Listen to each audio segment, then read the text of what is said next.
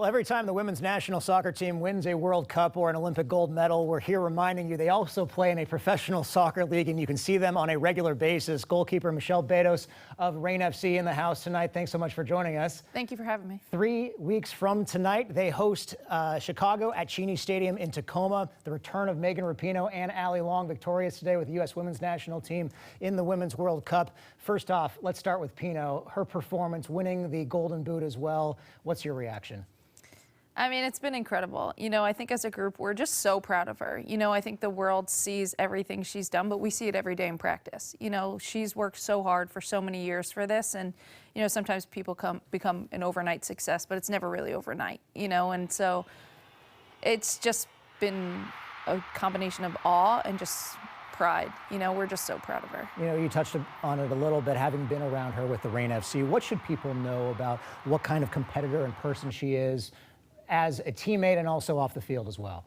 I actually think she's the perfect combination of an intense competitor. Her standards are really high for herself and the people around her, but she's also just fun and relatable, you know, and I think she does an incredible job of being excellent every day. But I think the thing that makes her special is that she makes everyone else around her better. And I think that as a group, we just benefit from that so much. What impressed you the most about the Americans' performance throughout the entire tournament and today specifically?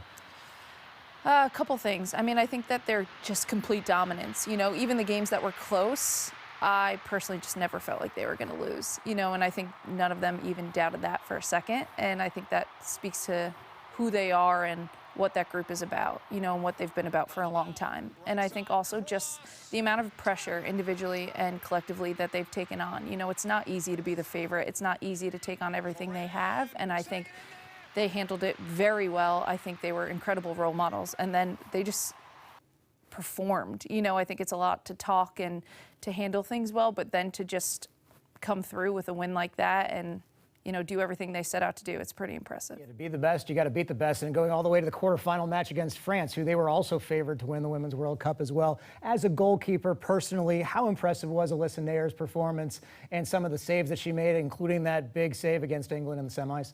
I think it was awesome. You know, I think that, you know, there's been some scrutiny behind it and worried about it, and I think that Alyssa does a really good job. She isn't going to be the one talking in front of the cameras, but her game spoke for itself, you know, and I think sometimes as a goalkeeper, it's really hard to be on a team like the U.S. because you may see 1 or 2 shots a game, you know, and that PK maybe was one of the times that she was truly called upon to make a difference, and she did it, you know, and she was ready. And as a goalkeeper, that's incredible, you know, and that's what it's about. Yeah, the Royal Guard is amazing. Turning our attention a little bit to Reign FC. They're loyal, they're loud. There has always been some weird disconnect, though, between the attention that the U.S. national team gets and then the crowds that you get at the local level in the National Women's Soccer League. Why do you think that is?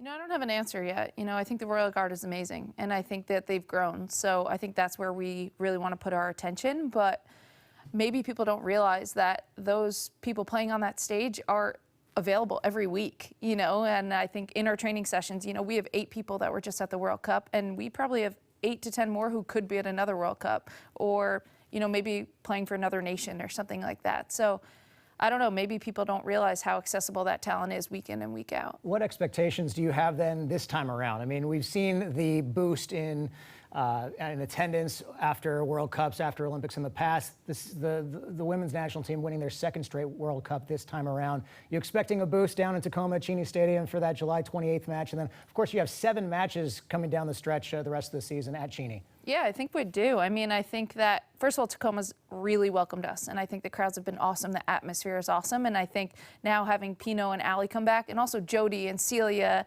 and Rumi and Lyd and Steph, I mean, there has to be people who have seen them in the World Cup and been impressed, you know, and I think that if people aren't there, be really surprised. And I think that also we're sitting in first place. Yeah. You know, we've had one of the craziest seasons I've ever been a part of in terms of challenges and things like that, and we're sitting in first place. I think we've given the people a lot of things to come and see. Talk about adversities between your injury and Jess Fishlock's injury, both out for the season. We're looking forward to having you guys back next year as soon as possible. How are you doing with your injury? I'm doing great, yeah. And Jess will be great, and Jazz will be great, and, you know, I'm confident in all of our recoveries, but I think right now the coolest thing is seeing our culture show itself on the field. You know, I think that, of course, Jess is going to perform week in and week out. You know, you expect that from that individual, but to see people coming in and understanding what we've established here, what we believe that from number 1 to number 30 on our roster is capable of, I think that's been the most exciting thing. You know, they represent Reign FC and what it's about week in and week out, no matter who's on the field. Well, go check them out. I mean, Michelle Betos and Jess Fishlock not on the field, overcoming adversity nonetheless. As she mentioned, still in first place. Cheney Stadium in Tacoma starting Sunday, July 28th. I think you have 4 home matches in the month of September as well. Thanks so much for joining us, and good luck the rest of the season. Thank you for having me. See you guys there.